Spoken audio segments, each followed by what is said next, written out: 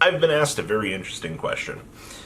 Is it worth it to pick up OTS, Astro Pack, any sort of Ultimate Rares in the current generation?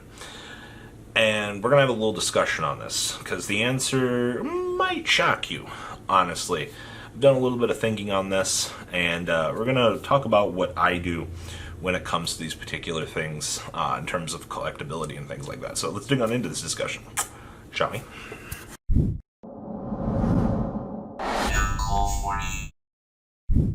Players always constantly ask, why do players seek out max rarity? Why is it worth it?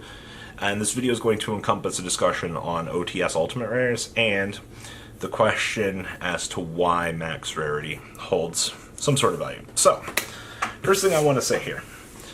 I love OTS Ultimates. I think that they're one of the fucking coolest things to ever exist in the game. But they're expensive, and they're not always going to hold their value. So, here's what I do. I go for my Ultimates when they're in circulation. We don't play this piss-poor game. I'll pick it up after it's out of circulation. Oh, no. So, OTS comes into circulation, I got my Kagaris. Cool, done. You know, you gotta wait a little bit, because here's something else too. You don't fucking walk in there and pick them up day one. That is not what you do. That is incorrect. Cards are going to be so expensive that you're going to piss yourself, literally, when you see some of those price tags. But we start to wait a little while.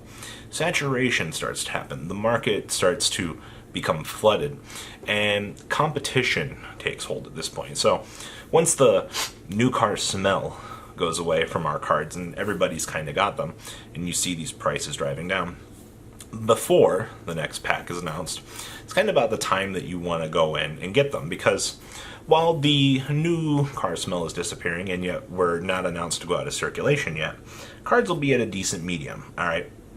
This was the point in which I got my Shizukus. Kagaris I was so excited to get, we got them early. But if you kind of wait for the median to kind of take hold, it's a very good thing. I did the median challenge with the Droll Knockbirds, and it rewarded me massively.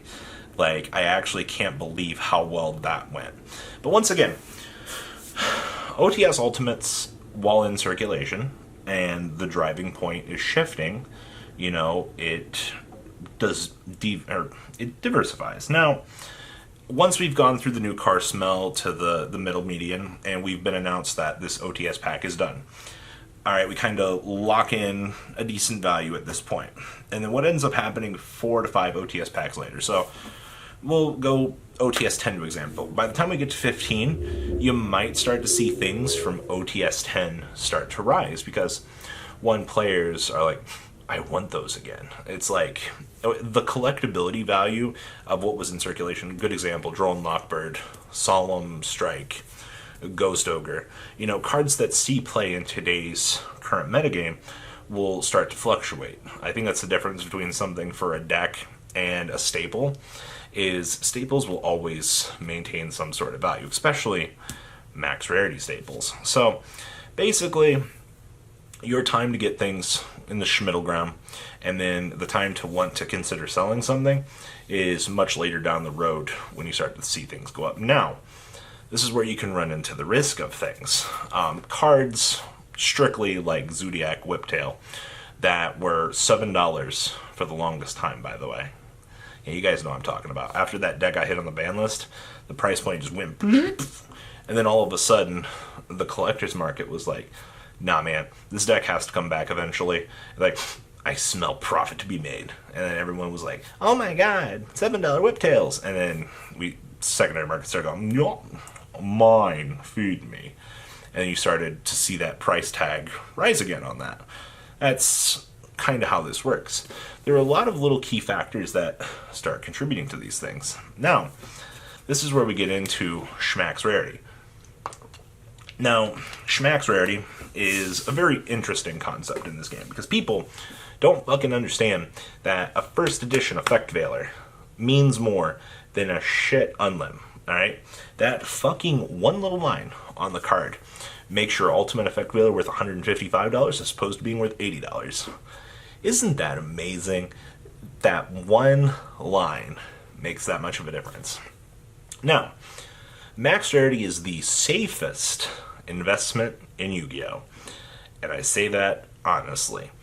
If you are a player and you're like, alright, I want to sell my Phantasmes and buy reprints when they get announced. Alright, cool. First edition Phantasmes will probably always be worth something. Alright, they're from the core original set. They say first edition, and you are good to go. Cards are going to build value.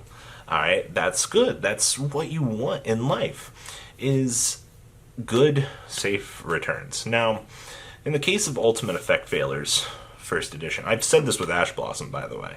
If you caught me on a couple discussions back, probably a month or so ago, I was talking about first edition Ash Blossoms. Yes, we've got like 4 fucking printings now. Original first edition will always maintain a good, decent price tag because they were the first run print of the card.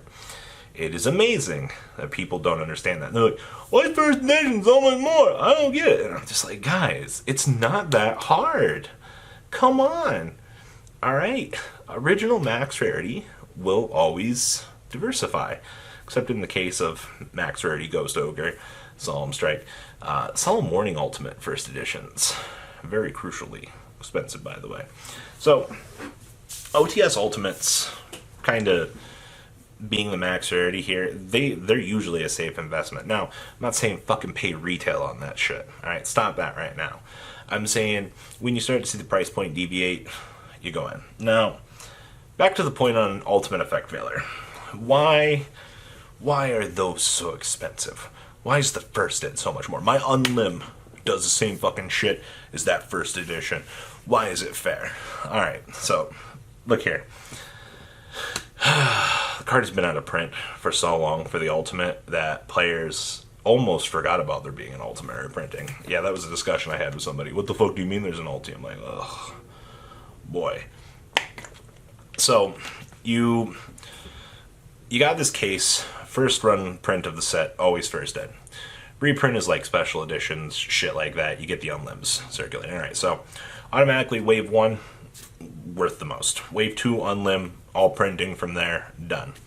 Players, when they come through and they start buying out things, they naturally go for the first editions. Trust me, every single fucking market watch we cover, we're just like, huh, first edition, it's gone.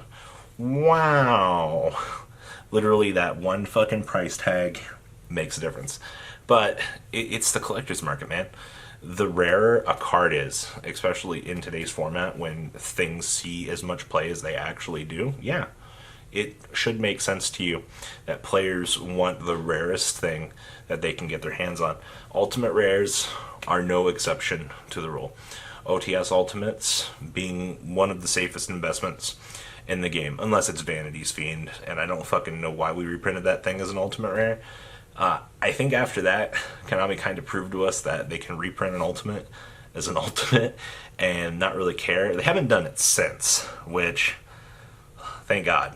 I don't want another really weird scenario with that, because I think that would be absolute bullshit. But it depends on the situation, to be honest. So, if you've taken anything from this video, it is having your max rarity stuff be sold unless you need money. It's not always a good idea. Things that will always maintain some sort of value. Old first ed Necros cards, baby. You fucking know it. Old Ultimate rares, maintaining fantastic price tags. Now, where are they going to sell for that? Fucking, I bet your ass they're not. And you fucking know that too. But current and era Ultimate rares, Ghost Ogres, Solemn Strikes, Droll Lockbirds, Zodiac Whiptails. The cards in set that actually will be played in the metagame for the future.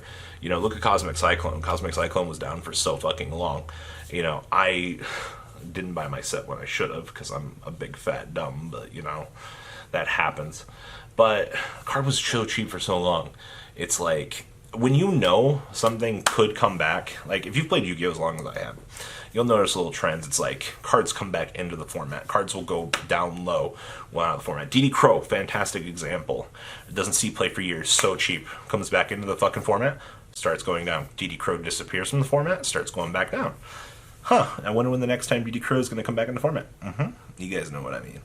So, but do you think the max rarity is a safe investment? Do you think that ultimate rares are a safe investment? Please feel free to leave a comment down below. Give me your opinion, your insight. I'd like to hear your guys' opinion on the topic. And, well, guys, I'll catch you on the flip side. Do some Renos. The ride never, well, truly ends. Thank you, patrons. Without you guys, I don't know what I'd be wearing in these videos. I might be a truffle shuffle incident all over again. Guys, please also check out VanCole40 for some awesome Vanguard content. Some other interesting stuff you might find up here on the left or in the description as well. Thanks for watching.